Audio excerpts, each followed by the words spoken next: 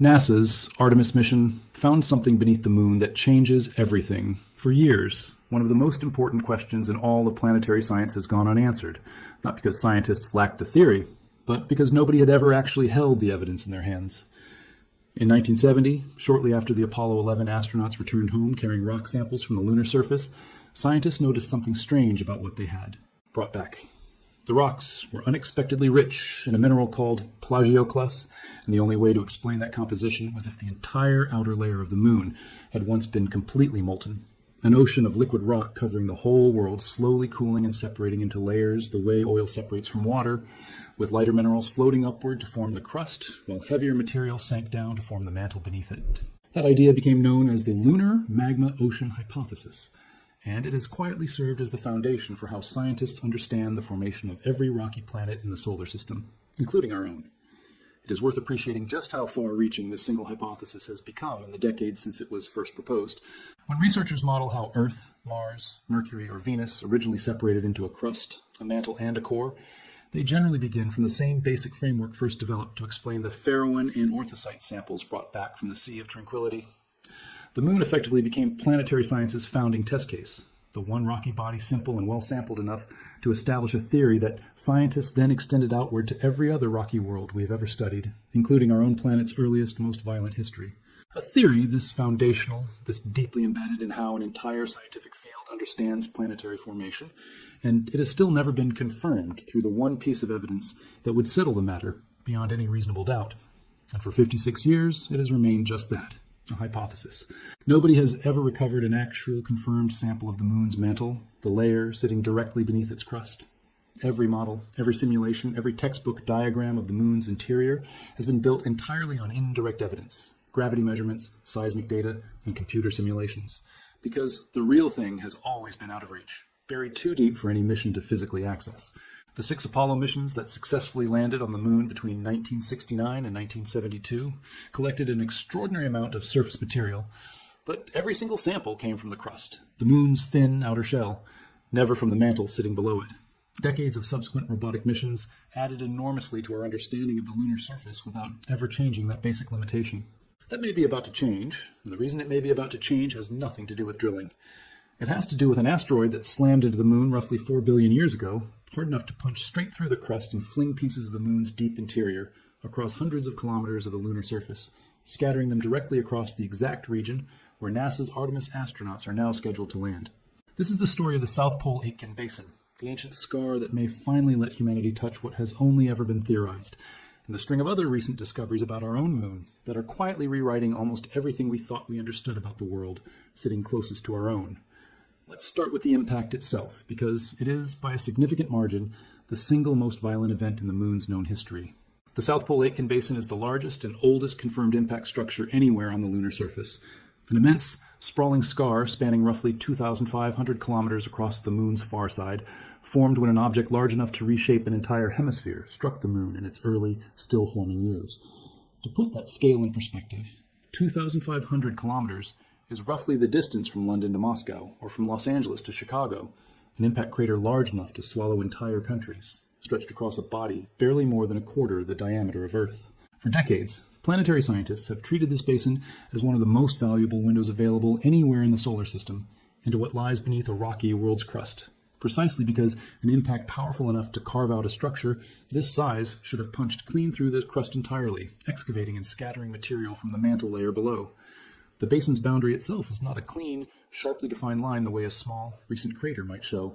Billions of years of subsequent smaller impacts, moonquakes, and gradual surface erosion from micrometeorite bombardment have blurred and reshaped its edges considerably, which is part of why researchers rely so heavily on gravity data and computer simulations, rather than surface imagery alone to understand its true extent and history.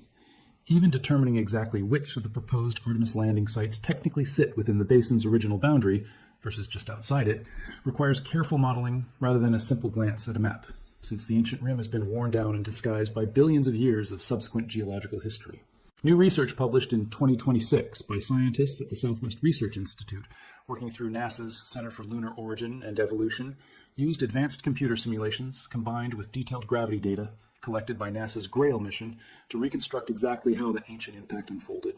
Their findings, published across 2 companion papers in the journals Science Advances and the Journal of Geophysical Research. Planets suggest the impactor responsible for the basin arrived from the north and struck the surface at a shallow angle, rather than a direct, straight-down hit. That shallow angle turns out to matter enormously. Rather than simply excavating a clean, symmetrical crater, the collision appears to have flung deep, mantle-derived material outward asymmetrically, scattering it specifically across the southern rim of the basin in the exact region surrounding the lunar South Pole. The distinction between a direct impact and a shallow, glancing one is not a minor technical detail. A straight-down collision tends to excavate material relatively symmetrically in all directions, distributing debris in a roughly even ring around the resulting crater. A shallow, angled impact behaves very differently, throwing material preferentially in the direction the impactor was traveling, the same way a stone skipped at a low angle across water sends spray flying forward rather than straight up. By modeling the impactor's likely angle and direction of approach, using both the basin's overall elongated, tapered shape and detailed gravity anomaly data, the research team was able to reconstruct not just that a violent impact happened, but specifically where its excavated material was most likely to have ended up, concentrated disproportionately toward the south, in the same general region NASA had already selected for entirely separate, practical reasons involving water ice and available sunlight. According to William Buck, director of the Center for Lunar Origin and Evolution and a co-author on both new studies, the basin offers scientists a genuinely rare opportunity to study the moon's earliest history, precisely because the force of that ancient collision appears to have excavated material from deep inside the moon, including portions of the mantle, sitting just beneath the thin outer crust. Here is where this ancient 4-billion-year-old collision collides directly with modern space exploration planning. NASA has already selected the lunar South Pole as the destination for the Artemis program's first crewed lunar landings, choosing the region for 2 very practical reasons: reliable access to water ice trapped in permanently shadowed craters, and nearly constant sunlight available along certain elevated ridgelines nearby, an unusual combination created by the moon's minimal axial tilt. 9 candidate landing sites near the pole have already been identified and studied in detail using imagery from the Lunar Reconnaissance Orbiter. What this new research reveals is that several of those same candidate landing sites sit directly within, or immediately adjacent to, the debris field created by the South Pole Aitken impact. In practical terms, that means Artemis astronauts walking across the lunar surface near several of the proposed landing sites may not need to drill down through kilometers of solid rock to reach genuine mantle material. Some of that material may already be sitting on the surface or buried just beneath it, excavated, shocked, and scattered there by an impact that happened billions of years before human beings existed to plan a mission to go looking for it. If the astronauts collect and return samples that turn out to be genuine, confirmed pieces of the lunar mantle, it would represent the first direct physical test of the 56-year-old magma ocean hypothesis, using material gathered specifically because an ancient asteroid did the excavation work for us, long before Artemis was ever designed. That single possibility, that the answer to one of planetary science's oldest open questions might already be sitting on the surface at a landing site NASA had already chosen for entirely different practical reasons, is what makes this discovery so significant. It did not require a new mission, a new spacecraft, or years of additional planning. It required going back through existing gravity data and impact simulations and asking a question nobody had specifically asked before. Exactly where did the debris from this ancient collision actually land? And does it overlap with where we already intend to send astronauts? But the mantle debris story is only part of what recent research has revealed about what is actually happening beneath the moon's surface. And the rest of that picture is, in its own way, even stranger. In 2024, a separate research team analyzing years of data from 2 different NASA missions, the Gravity Recovery and Interior Laboratory known as GRAIL and the Lunar Reconnaissance Orbiter, found something that did not fit any existing model of the moon's interior. GRAIL worked by flying 2 small spacecraft in a close, precise formation around the moon, measuring tiny changes in the distance between them caused by variations in the moon's gravitational pull as they passed over different regions. Those tiny distance changes let scientists map the moon's internal structure in far greater detail than had ever been possible before, revealing density variations far beneath the surface that no camera could ever directly photograph. The basic principle behind this technique is elegant enough to explain simply. As the 2 GRAIL spacecraft orbited the moon in a close formation, one trailing slightly behind the other, any region of unusually dense material beneath the surface would exert a very slightly stronger gravitational pull, tugging the leading spacecraft forward just a fraction more than the trailing one, subtly changing the distance between them by amounts far too small to notice with ordinary instruments, but easily measurable using the precise microwave ranging system GRAIL carried specifically for this purpose. By continuously tracking those minuscule distance changes as the spacecraft pair circled the entire moon repeatedly, scientists could build an extraordinarily detailed gravity map, and from that map, infradensity variations reaching hundreds of kilometers beneath the surface, effectively allowing them to study the moon's interior without ever needing to drill a single hole. When the research team tried to reproduce those precise gravity measurements using standard models of the moon's interior, the numbers simply did not work, unless they added something nobody had confidently confirmed before: a distinct, partially molten layer sitting at the very base of the moon's mantle, sandwiched directly between the solid, rocky mantle above it and the moon's small metallic core below. Without that softer, partially liquid layer built into the model, the gravity data the spacecraft had actually measured could not be explained. The layer was not a hopeful guess. It was a mathematical requirement, the only configuration of the moon's interior that actually reproduced what Grail had measured. The team's findings, published in the journal AGU Advances, suggested this layer is likely composed largely of a mineral called ilmenite, rich in titanium and iron oxides, and that this specific mineral composition may be part of why the layer has remained warm enough to stay partially molten. That detail matters for reasons well beyond pure geology. Titanium is one of the most valuable materials in modern engineering, prized for aircraft components, spacecraft structures, and high-performance equipment because it combines exceptional strength with low weight and strong resistance to heat and corrosion. If a titanium-rich layer genuinely exists inside the moon, it represents a potential resource of real, practical value for any long-term human presence there, since manufacturing structural materials directly from lunar resources would be dramatically cheaper than launching the same materials from Earth, where escaping our planet's gravity remains the single most expensive part of any space mission.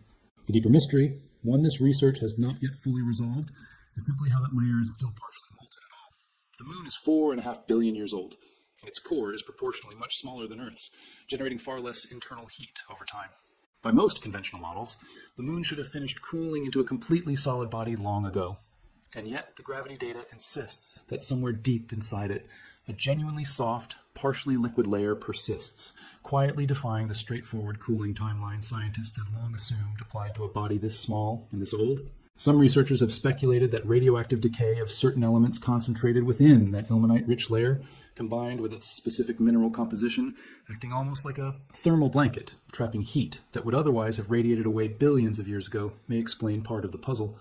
But a fully satisfying explanation remains an open question, one that follow-up research continues actively pursuing. Those two discoveries, ancient mantle materials scattered directly across future Artemis landing sites, and a still partially molten layer sitting deep in the moon's interior that should not still exist according to standard cooling models, both point toward the same broader conclusion. The moon is not the geologically finished, permanently inert object most people were taught to imagine growing up. It is still holding on to genuine internal mysteries. Mysteries that upcoming crewed missions may finally have a real chance to investigate directly, using material that, in some cases, may already be sitting in plain sight, waiting for astronauts to walk over and pick it up. That shifting picture connects directly to why NASA chose this particular region of the moon in the first place, and it is worth understanding both reasons clearly, since they shape almost every remaining decision about how the Artemis program's surface missions will actually operate. The first reason is water. Because the moon's rotational axis tilts by barely more than 1 degree, compared to Earth's 23-degree tilt, sunlight never rises high enough near the lunar poles to reach the floors of certain deep craters at all. Some of these craters have not seen direct sunlight in billions of years, holding steady temperatures around negative 200 degrees Celsius, cold enough that any water that ever arrived there, likely delivered over billions of years by comets and water-bearing asteroids, has simply stayed frozen in place ever since, locked into the lunar soil as ice. NASA first confirmed this ice was genuinely present back in 2009, when it deliberately crashed a spent rocket stage into one of these permanently shadowed craters near the lunar South Pole, then flew a following spacecraft directly through the resulting debris plume to analyze exactly what the impact had thrown up into the sunlight, where instruments could finally examine it. The results confirmed water ice mixed into the lunar soil for the first time in history. Subsequent analysis, combining that impact data with additional orbital measurements, has suggested the permanently shadowed regions near the South Pole could collectively hold hundreds of millions of tons of water ice, with some estimates running considerably higher still. This is not ice sitting in a clean, solid block the way a glacier might appear on Earth. It exists as microscopic ice crystals mixed directly into the loose lunar soil, frozen in place for billions of years, meaning any future extraction process would require digging or drilling into that soil and heating it enough to release water vapor, then capturing that vapor before it escapes back into the vacuum of space, all while operating equipment in a permanently shadowed crater cold enough to make ordinary metals brittle and typical lubricants stop working entirely. That extraction challenge is real, but so is the payoff. Water is valuable not only for drinking, but because it can be split into hydrogen and oxygen through electrolysis, using nothing more than solar power and fairly basic equipment. And hydrogen and oxygen together happen to be exactly the propellant combination used by many modern rocket engines. A lunar base with reliable access to water ice could, at least in principle, manufacture its own rocket fuel directly on the moon, transforming the lunar South Pole from a simple destination into a genuine refueling waypoint for missions heading farther out into the solar system. Because the moon's gravity is only about 1/6 as strong as Earth's, a rocket launching from the lunar surface toward Mars, or the asteroid belt, requires dramatically less fuel than the same rocket launching from Earth. If that same rocket can refuel using propellant already manufactured on the moon, rather than carrying every drop of fuel needed for the entire journey up from Earth's much deeper gravity well, the basic economics of deep space exploration shift considerably. The second reason NASA chose this region is sunlight, in a strange, almost paradoxical pairing with all that permanent darkness sitting nearby. Because of that same minimal axial tilt, certain elevated ridgelines near the South Pole receive nearly continuous sunlight year-round, earning the nickname peaks of eternal light among researchers. That combination, permanently shadowed, ice-rich craters sitting close beside nearly permanently sunlit ridges, is precisely why NASA settled on this region for Artemis, rather than the more familiar equatorial sites where the original Apollo missions once landed. A future lunar base could realistically draw power from solar panels positioned along a sunlit ridge, running cables down into a nearby shadowed crater to power the equipment needed to extract and process water ice, all within a relatively short distance of each other. There is a third piece to the same emerging picture, one that addresses a very different practical problem, where astronauts might actually live during any extended stay on the lunar surface. For more than 50 years, scientists have suspected the moon might contain extensive underground tunnels, hollow tubes carved out by ancient lava flows billions of years ago, back when the moon was still volcanically active. The logic behind that suspicion comes directly from similar features found on Earth, in places like Hawaii and Iceland, where flowing lava develops a hardened outer crust while molten rock continues flowing through the still liquid interior. Once an eruption ends and the remaining lava drains away, that hardened outer shell is left behind as a long, hollow tube. On Earth, these lava tubes typically measure a few meters to a few tens of meters across. On the moon, where gravity is only 1/6 as strong and ancient volcanic eruptions appear to have operated on a far larger scale, the same basic process seems to have produced structures on a dramatically different order of magnitude. In 2024, researchers from the University of Trento in Italy published findings confirming the existence of a massive underground cave beneath the Mare Tranquillitatis region of the moon, the same general area where Apollo 11 first landed back in 1969. Using radar data combined with advanced computer analysis, sending radar waves down into the surface and carefully analyzing how they reflected back from different underground structures, the team, for any future human presence on the moon, a natural cave like this offers something no surface structure can easily replicate: substantial radiation shielding, built entirely by nature with no construction required. The lunar surface sits constantly exposed to solar radiation, cosmic rays, and a steady rain of micrometeorite impacts, since the moon has no atmosphere to burn up incoming debris the way Earth's atmosphere does. Any habitat built directly on the open surface would need thick, heavy shielding to protect its occupants from that constant exposure. A cave carved into solid rock provides that same protection automatically. NASA's own measurements have found that areas just below the lunar surface maintain a remarkably stable temperature of around 17 degrees Celsius, regardless of the dramatic swings happening at the surface above, where daytime temperatures near the equator can reach roughly 120 degrees Celsius before plunging to around negative 130 degrees Celsius after sunset. In a world defined by that kind of extreme temperature swing, a natural shelter holding a steady, comfortable temperature represents an extraordinary resource, and engineers have already begun seriously discussing the possibility of establishing a future permanent lunar base inside a lava tube, rather than directly on the exposed surface above it. None of this planning happens in isolation. Multiple national space agencies and private companies are now converging on the same general region of the moon within the same narrow window of years. China's lunar program has been developing missions specifically targeting the South Pole. Japan and India have both sent their own missions to the same general region in recent years. Private American companies have signed contracts to deliver equipment and experiments to the lunar surface as part of NASA's broader commercial lunar strategy. That level of simultaneous international and commercial interest, all focused on the exact same patch of the moon, reflects a shared underlying calculation. This specific region appears to hold the resources, the terrain, and now, potentially, the ancient geological evidence needed to support a genuinely long-term human presence. There is also a third layer to this story worth understanding, one that connects the moon's ancient violent history to the practical safety of the astronauts, who will eventually walk across it. NASA's Lunar Reconnaissance Orbiter, which has been mapping the moon in extraordinary detail since 2009, has identified thousands of small cliff-like features across the surface called lobate scarps, places where the moon's crust has visibly buckled and cracked under ongoing internal stress. Many of these scarps appear to be geologically young, some having formed within roughly the last 50 million years, an almost negligible span of time, on a world that is 4.5 billion years old, suggesting the moon's crust remains under active stress even today. That finding is reinforced by direct evidence gathered decades earlier. Seismometers placed on the lunar surface by Apollo astronauts during the 1960s and 1970s recorded genuine moonquakes, some reaching magnitudes as strong as 5, powerful enough to shift loose surface material and trigger small landslides on already unstable slopes. Modern reanalysis of that decades-old seismic data, using computing tools far more advanced than anything available when the data was first collected, suggests some of the fault lines responsible for those quakes may still be active in geologically recent times.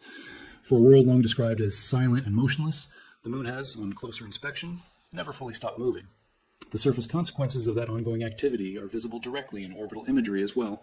In several regions, high-resolution images from the Lunar Reconnaissance Orbiter show slopes where loose surface material has partially slid downhill, leaving behind fresh, sharply defined surfaces that stand out clearly against the older, more weathered terrain surrounding them.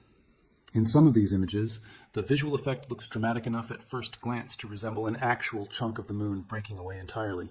What is really happening is a lunar landslide, loose surface material called regolith, shifting downhill in response to moonquakes, extreme temperature swings, or the slow, cumulative loosening effect of countless micrometeorite impacts striking the surface at full speed, since the moon's lack of atmosphere means even the smallest incoming particles never slow down before hitting the ground. That ongoing, low-level instability matters enormously for practical mission planning. Identifying which specific patches of terrain near the South Pole remain genuinely stable versus which ones sit atop active fault lines capable of triggering sudden rockfalls or landslides has become a real engineering and safety priority for the teams currently finalizing exact Artemis landing locations, not simply an academic curiosity confined to research papers. Step back from the individual details, and a clear pattern emerges across all of this recent research. An ancient asteroid impact billions of years ago may have already delivered mantle samples directly to the surface, at sites astronauts are scheduled to visit within the next few years.